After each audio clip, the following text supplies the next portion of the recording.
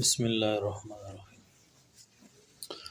وإلى لانتهاء الغایة في المكان نحو سرت من البصرة إلى الكوفة وللمصاحبة نحو قوله تعالى ولا تأكلوا أموالهم إلى أموالكم أي مع أموالكم وقد يكون ما بعدها داخلا في ما قبلها إن كان ما بعدها من جنس ما قبلها نحو قوله تعالى فاغسلوا وجوهكم وأيديكم إلى المرافق وقد لا يكون ما بعدها داخلا في ما قبلها إن لم يكن ما بعدها من جنس ما قبلها نحو قوله تعالى ثم أتموا الصيام إلى الليل وإلى لانتهاء الغایة في المكان حروف جارہ میں سے ایک الہ ہے۔ مصنف نے یہاں پر الہ کے دو معنی بیان کیے ہیں۔ نمبر ایک انتہاء الغایہ، نمبر دو مصاحبت۔ پہلا معنی ہے انتہاء الغایہ، الہ غایت کی انتہا کے لیے آتا ہے۔ کس کے لیے؟ غایت کی انتہا کے لیے۔ غایت وہ تو پہلے گزر گیا، مراد اس سے مقصد اور غرض ہے، یعنی الہ مقصد اور غرض کی انتہا کے لیے آتا ہے۔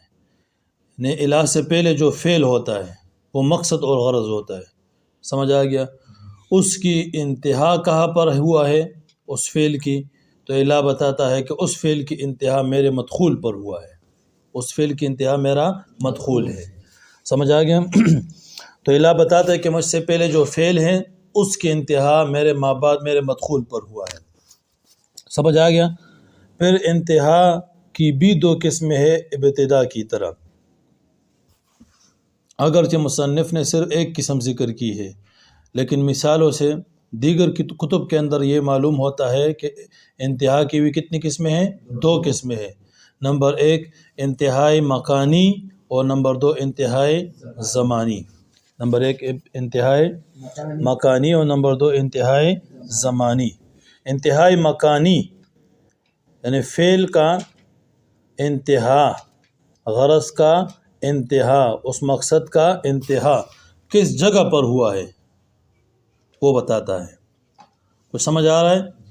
انتہائی مکانی کا کیا مطلب کہ فلاں فعل کا انتہا فلاں جگہ پر ہوا ہے، اور انتہائی زمانی کے فلاں فعل کا انتہا فلاں وقت پر ہوا ہے، سمجھ آ گیا؟ تو اس کو کہتے ہیں انتہائی زمانی۔ انتہائی مکانی میں نے آپ کو بتایا کہ یہ بتائے الہ کہ فلاں فعل جو میرا ماقبل ہے اس کی انتہا میرے ما بعد پر ہے اور وہ مکان ہے۔ جیسے دیکھو سرت من البصرة إلى الكوفة، اب یہاں پر دیکھو ماقبل فعل سرت ہے، اس کی انتہا کس پر ہے؟ کوفہ پر، الہ کا مدخول، سمجھ آ گیا؟ چلنے کی انتہا کس پر ہے؟ کوفہ، جو الہ کا مدخول ہے، اور وہ مکان ہے یا وقت ہے؟ مکان، تو یہ ہے انتہائی مکانی۔ اور انتہائی زمانی اس کی مثال ثم اتم الصیام الی اللیل، پھر تم روزے کو پورا کرو، الی اللیل رات تک، الی اللیل روزے کو پورا کرو رات تک، تو رات دیکھو اللیل یہ الہ کا مدخول ہے نا، اس پر انتہا ہے ماقبل اتم فعل کا، کچھ سمجھ آ رہا ہے؟ اور یہ وقت ہے یا مکان ہے؟ وقت، یہ ہے انتہائی زمانی۔ کیا ہے؟ انتہائی زمانی۔ وَإِلَى لِانتِهَاءِ الْغَایَةِ، اور الہ غایت کی انتہا کے لیے آتا ہے، فی المکان، مکان میں، نحو جیسے سرت من البصرة إلى الكوفة، میں چلا بصرہ سے کوفہ تک۔ میں نے آپ کو بتایا مصنف نے صرف مکانی ذکر کر لیکن زمانی بھی اس میں ہے۔ الہ دونوں قسم کے انتہا کے لیے آتا ہے۔ مثال میں نے آپ کو بتایا وَلِلْمُصَاحَبَةِ، اور مصاحبت کے لیے بھی آتا ہے، یعنی ما بعد کو ماقبل کے ساتھ ملانے کے لیے، ما بعد کو ماقبل کے ساتھ، یعنی یہ بتاتا ہے کہ ماقبل اور ما بعد دونوں ایک امر میں شریک ہے، سمجھ آ گیا؟ یہ پہلے گزر چکا ہے۔ جیسے دیکھو وَلَا تَأْكُلُوا أَمْوَالَهُمْ إِلَىٰ أَمْوَالِكُمْ، تم نہ کھاؤ اموالہم الی اموالکم، ان کے مال کو، یتیموں کے مال کو، الی اموالکم اپنے مالوں کے ساتھ، یتیموں کے مال کو اپنے مال کے ساتھ ملا کر نہ کھاؤ۔ تو اب دیکھو یہاں پر الہ ہے نا، یہ بمعنی مع ہے، بمعنی ما بعد اور ما قبل دونوں کو ایک امر میں شریک کر دیا، اور وہ کیا ہے؟ لا تاکلوا، نہ کھانا، سمجھ آ گیا؟ جب الہ مصاحبت کے لیے ہو تو پھر مع کے معنی میں ہوگا، تو اس وجہ سے آگے تفسیر مصنف کر دی ای مع اموالکم، یعنی اپنے مالوں کے ساتھ۔ یہاں تک سمجھ آ گیا؟ اب دیکھو علاقہ جو ما بعد ہوتا ہے اس کو کہتے ہیں غایہ، علاقے ما بعد جو ہوتے ہیں اس کو کیا کہتے ہیں؟ اور علاقہ سے جب ما قبل ہوتے ہیں اس کو کہتے ہیں مغیہ۔ غایہ مغیہ سمجھ آ گیا؟ علاقہ جو ما قبل ہے اس کو کہتے ہیں مغیہ، اور علاقہ جو ما بعد ہے اس کو کہتے ہیں غایہ۔ کچھ سمجھ آ رہا ہے؟ ایک ہے جس چیز کی انتہا ہو، اور ایک ہے جس پر انتہا ہو۔ جس پر انتہا ہو وہ غایہ ہے، اور جس کی انتہا ہو مغیہ۔ تو علاقہ ما قبل مغیہ ہوگا اور ما بعد کیا ہوگا؟ غایہ۔ غایہ مغیہ میں داخل ہوتا ہے یا نہیں؟ غایہ مغیہ میں داخل ہوتا ہے یا نہیں؟ صحیح توجہ سے بیٹھو ورنہ مجھ سے مار کھائیں گے۔ اس طرح بیٹھے بندہ کہتے کہ بس توجہ سے بیٹھو ذرا۔ اچھا، غایہ مغیہ میں داخل ہوتا ہے یا نہیں؟ تو اس میں دیکھو مصنف نے اس کے لیے ضابطہ ذکر کیا ہے۔ وہ ضابطہ یہ ہے، آسان الفاظ میں آپ کو بتاتا ہوں۔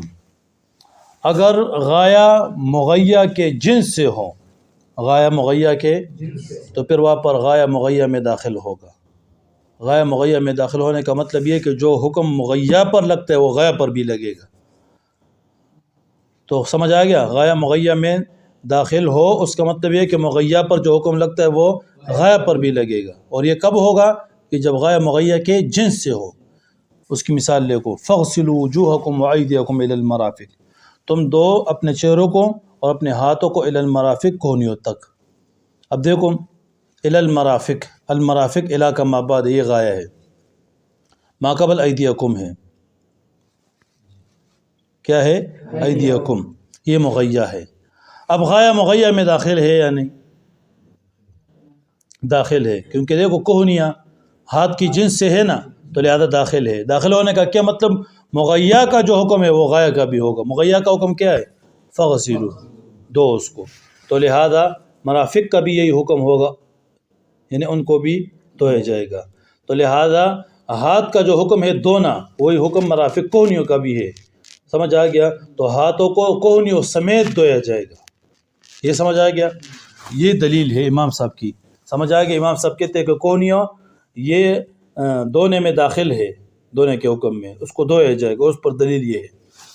اچھا، اور کبھی غایہ مغیہ میں داخل نہیں ہوگا، کہاں پر؟ جہاں پر غایہ مغیہ کے جنس سے نہ ہو، تو وہاں پر غایہ مغیہ میں داخل، غایہ مغیہ میں داخل نہ ہونے کا مطلب یہ کہ جو حکم مغیہ کا ہے وہ غایہ کا نہیں ہوگا۔ اس کی مثال ثم اتم الصیام الی اللیل، پھر تم پورا کرو روزے کو الی اللیل، رات تک۔ دیکھو الی اللیل، اللیل غایہ ہے، الصیام مغیہ ہے، اللیل اور الصیام مغیہ ہے۔ تو اب دیکھو غایہ مغیہ کے جنس سے ہے نہیں، روزہ اور رات یہ تو الگ الگ جنس ہے نا، تو لہذا یہاں پر غایہ مغیہ میں داخل نہیں ہوگا۔ تو رات یہ روزے میں داخل، سمجھ آ گیا؟ یہاں پر غایہ مغیہ میں داخل نہیں ہوگا۔ یہ اصول سمجھ آ گیا کہ آپ کو ضابطہ بتایا۔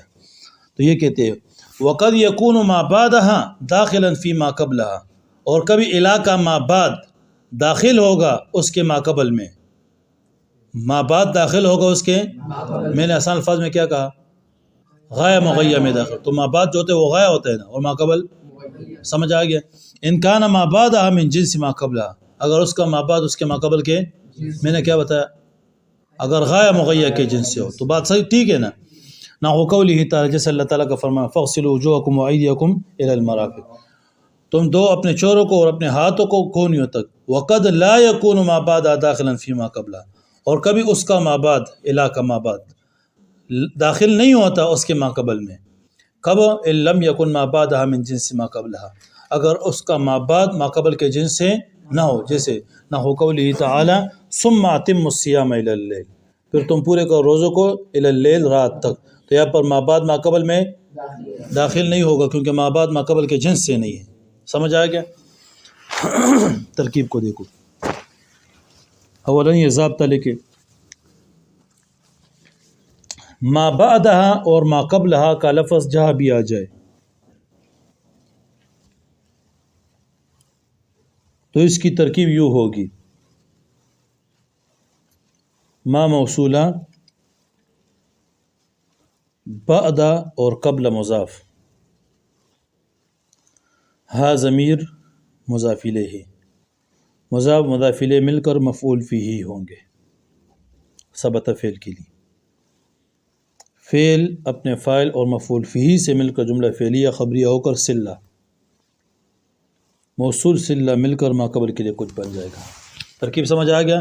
دیکھو ما قبلہا ما بعدہا یہ زیادہ تر عبارتوں میں آتا ہے، تو اس کی ترکیب کیا ہوگی؟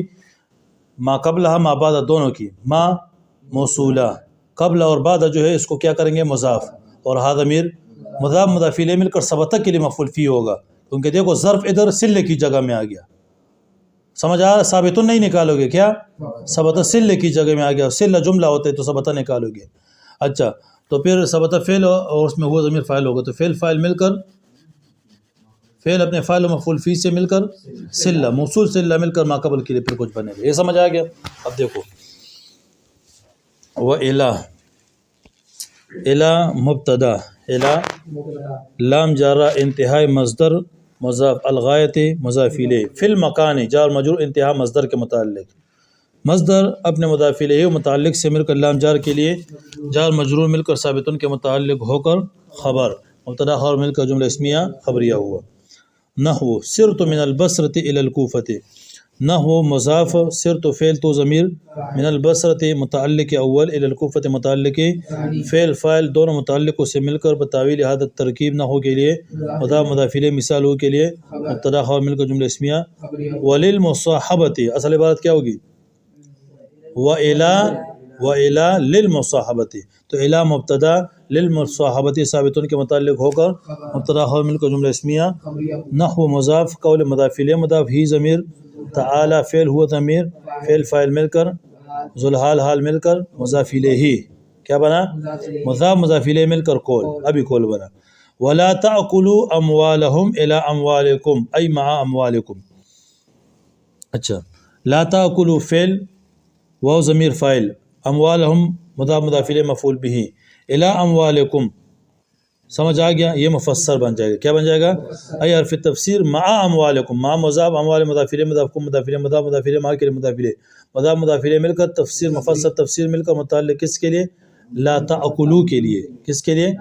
ہاں لا تأکلوا فعل اپنے فاعل مفعول بہ متعلق سے مل کر مقولہ، قول مقولہ مل کر، نحو کے لیے مضاف مضاف الیہ مل کر، مثال لہو کے لیے مبتدا خبر مل کر وہ، اچھا واو استنافیہ، قد تقلیل، قد برائے تقلیل۔ اب اس پر صحیح توجہ کرے، اس عبارت پر، ترکیب کو، قد برائے تقلیل یکون فعل ناقص، یکون ما موصولہ، بعد مضاف، ہا مضاف الیہ، مضاف مضاف الیہ مفعول فی ثبت کے لیے، ترکیب ابھی بتایا نا آپ کو۔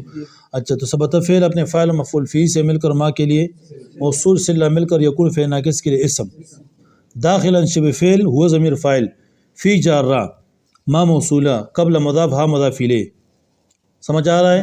مضاف مضاف الیہ ثبت کے لیے مفعول فی، فعل فاعل مفعول فی مل کر ما کے لیے، موصول صلہ مل کر فی جار کے لیے، جار مجرور داخلا کے لیے متعلق، فعل فاعل شبہ فعل اپنے فاعل متعلق سے مل کر خبر، کس کے لیے؟ یکون فعل ناقص کے۔ اچھا فعل ناقص اپنے اسم اور خبر سے مل کر جزائے مقدم، کیا بنا؟ ان شرطیہ کان فعل ناقص، کان ما موصولہ، بعد مضاف، ہا مضاف الیہ، مضاف مضاف الیہ مل کر ثبت کے لیے مفعول فی، سمجھ آ گیا؟ فعل اپنے فاعل مفعول فی سے مل کر ما کے لیے، موصول صلہ مل کر کانا کے لیے اسم، من جارہ جنس مضاف، ما موصولہ، قبل مضاف، ہا مضاف الیہ، مضاف مضاف الیہ مل کر مفعول فی ثبت کے لیے، ہوا ضمیر اس میں فاعل، فعل فاعل مفعول فی مل کر ما کے لیے، موصول صلہ مل کر جنس کے لیے مضاف الیہ، مضاف مضاف الیہ مل کر من کے لیے مجرور۔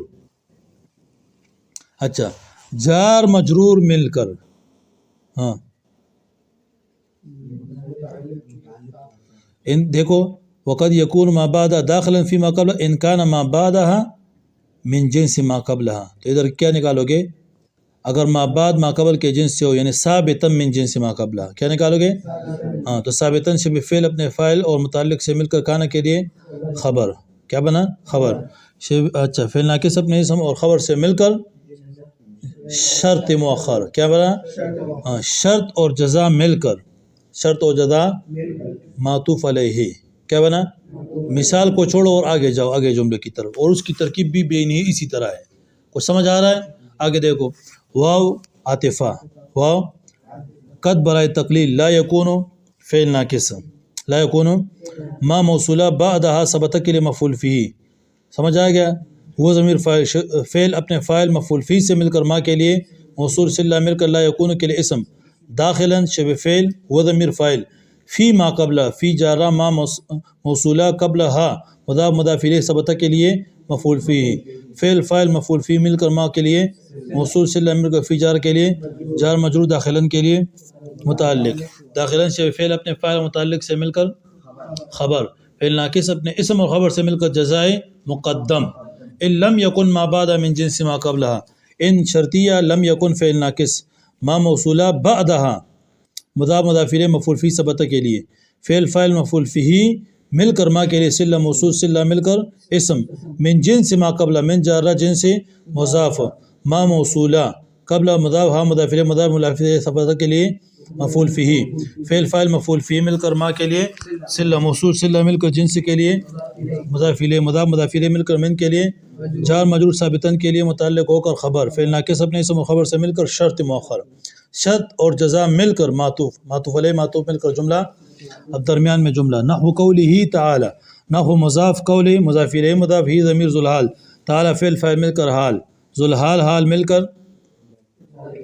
قول کے مضاف الیہ مضاف مضاف الیہ مل کر قول، فاغسلوا فعل فا قرآنیہ کر دو، سمجھ آ گیا؟ اغسلوا فعل و ضمیر فاعل، وجوہکم مضاف مضاف الیہ معطوف علیہ، وایدیکم مضاف مضاف الیہ معطوف، توجہ ہے معطوف علیہ معطوف مل کر مفعول بھی الی المرافق متعلق اغسلوا فعل کے، تو فعل فاعل مفعول بھی متعلق سے مل کر مقولہ، قول مقولہ مل کر نحو کے لیے مضاف الیہ مضاف مضاف الیہ مثال ہو کے لیے مبتدا خبر مل کر جملہ اسمیہ، نحو قولہ تعالی ثم اتموا الصیام الی اللیل، نحو مضاف قول مضاف الیہ مضاف ہی ضمیر ذوالحال تعالی حال، ذوالحال حال مل کر مضاف الیہ مضاف مضاف الیہ قول، ثم اتموا الصیام الی اللیل، ثم قرآنیہ، اتموا فعل و ضمیر فاعل الصیام مفعول به الی اللیل متعلق، فعل فاعل مفعول به متعلق مقول قول مقولہ مل کر نحو کے لیے مضاف الیہ مضاف مضاف الیہ مل کر مثال کے لیے مبتدا خبر مل کر جملہ اسمیہ خبریہ ہوا، لانتہاء الغایت، انتہاء مجرور لام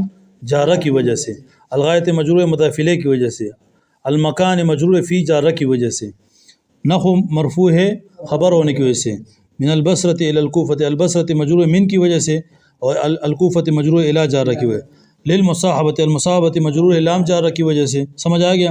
اموالہم مجرور مفعول بھی ہونے کی وجہ سے، سمجھ آ گیا؟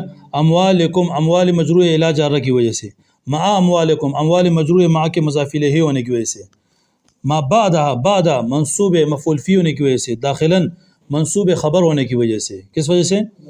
اچھا ما قبلہ، قبلہ ادھر مفعول فی ہے، سمجھ آ گیا؟ اس وجہ سے منصوب ہے، بعدہ یہ بھی اس طرح ہے، جنس مجرور من جارہ کی وجہ سے، اچھا وجوہکم مفعول بھی ہے، ایدیکم دیکھو یہ معطوف علیہ منصوب پر عطف کی وجہ سے، معطوف علیہ منصوب پر المرافق الی جارہ کی وجہ سے مجرور ہے، اچھا ما بعدہ داخلا، داخلا منصوب ہے خبر کی وجہ سے، فعل ناقص کے، سمجھ آ گیا؟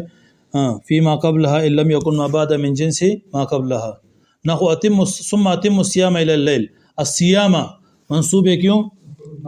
الی اللیل، اللیل مجرور ہے کیوں؟ چلو تکرار کریں اس کا۔